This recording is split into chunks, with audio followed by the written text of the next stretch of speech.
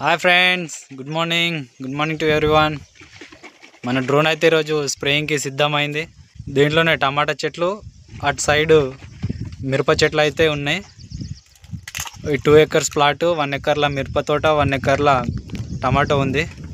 So మనం వచ్చేసి Mac company hot spot, అదేవిధంగా ఈ టాల్ఫెన్ ప్రైడ్ అయితే మనం వీటికి స్ప్రే అయితే చేయడం జరుగుతుంది. స్ప్రేయింగ్ వీడియో మీకు చూపిస్తా.